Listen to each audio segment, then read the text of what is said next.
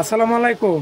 আজকে আপনাদেরকে আমার বাস্তব অভিজ্ঞতা থেকে জানানোর চেষ্টা করব ইন্ডিয়ান ভিসা, ওই আপনার যে মেডিকেল ভিসাটা রয়েছে, ওই মেডিকেল ভিসার জন্য আবেদন করতে গেলে কি কি কাগজপত্র প্রয়োজন পড়ে, কতদিন সময় লাগে এবং কত টাকা খরচ হইতে পারে।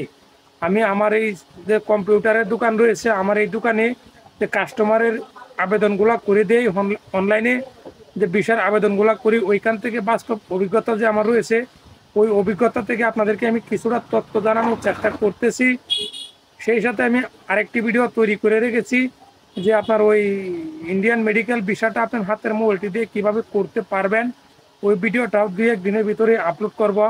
তো আপাতত এই ভিডিওর মাধ্যমে আপনাদেরকে আমি জানিয়ে দিই যে কী কাগজপত্র প্রয়োজন পড়তে পারে, কত টাকা খরচ হবে এবং ওই ভিসার আবেদন করলে কতদিন সময় লাগতে পারে আপনার। তো এই মুহূর্তে যারা এই ভিডিওটা দেখতেছেন অবশ্যই একটি লাইক করে দিবেন, সাবস্ক্রাইব করে পাশে থাকার চেষ্টা করবেন। অনলাইন ভিত্তিক কাজকর্মগুলো আপনার হাতের মোবাইলটি দিয়ে করতে চাইলে অবশ্যই সাবস্ক্রাইব করে পাশে থাকার চেষ্টা করবেন। আমি আমার এই চ্যানেলের মাধ্যমে অনলাইন ভিত্তিক যে কাজকর্মগুলো আমার দোকানে করি, ওই বাস্তব অভিজ্ঞতা শেয়ার করার চেষ্টা করি, যাতে আপনারা ওই কাজটা আপনার হাতের মোবাইলটি দিয়ে করে নিতে পারেন। আসলে ইন্ডিয়ান ভিসা অর্থাৎ ওই মেডিকেল ভিসার আবেদনটা যদি আপনি অনলাইনে করেন, তাহলে প্রথমে যে আপনার প্রয়োজন পড়বে ওইটি হচ্ছে আপনার একটি পাসপোর্ট, এবং ওই পাসপোর্টের মিনিমাম 6 মাস মেয়াদ থাকা বাধ্যতামূলক। তারপর যেটি প্রয়োজন সেটি হচ্ছে সদ্য তোলা রঙিন ছবি, আপনার ওই 2x2, ওইটা আপনার ল্যাব থেকে তোলার চেষ্টা করবেন, অথবা কোনো ভালো স্টুডিও থেকে ওই ছবিটা আপনি উঠাইবেন। অবশ্যই আপনার 2টা কান পরিষ্কারভাবে দেখা যাইতে হবে, একদম স্টেজ বাই ছবি প্রয়োজন পড়বে।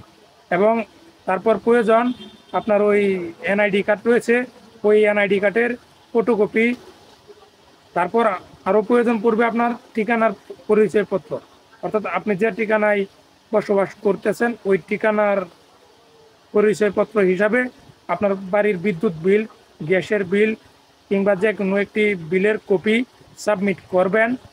এবং তারপর যে কাগজপত্রগুলো আপনার প্রয়োজন পড়বে সেটা হচ্ছে আপনি বাংলাদেশে যে চিকিৎসা করেছেন ওই ডাক্তারের প্রেসক্রিপশনগুলো, অর্থাৎ বাংলাদেশি ডাক্তারের কাছ থেকে একটি প্রত্যয়নপত্র সংরক্ষণ করলেও আপনার জন্য বেটার হবে।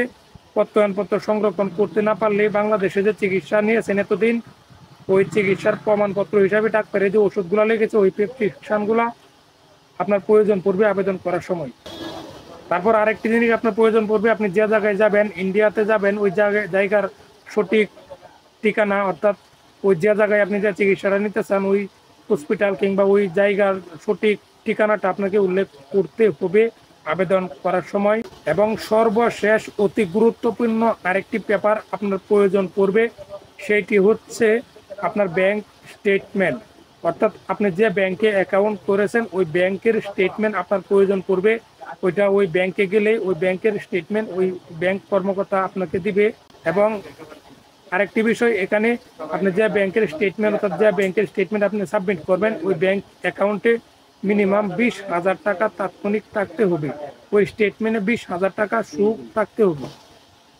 তো এখন আপনাদেরকে আমি জানানোর চেষ্টা করি যে কতদিন সময় লাগতে পারে ওই ভিসার আবেদনটা করার পরে। আসলেই সময় আপনার 3 থেকে 4 দিন সময় লাগে ওই ভিসার আবেদন করার পরে, কিন্তু আপনার রোগীর অবস্থা যদি জটিল হয় তাহলে আরও দ্রুত আপনি ওই ভিসার প্রক্রিয়াটা শেষ করতে পারবেন। ওই জন্য যে ভিসা অফিস রয়েছে আপনার অঞ্চলে, ওই ভিসা অফিসে আপনি যোগাযোগ করবেন এবং ওনাদেরকে বিষয়টা অবগত করবেন। এখন আপনাদেরকে জানাই যে ওই ভিসাটা মূলত করতে গেলে, ওই ইন্ডিয়ান যে মেডিকেল ভিসাটা রয়েছে ওই ভিসা করতে গেলে কত টাকা খরচ হবে আপনার।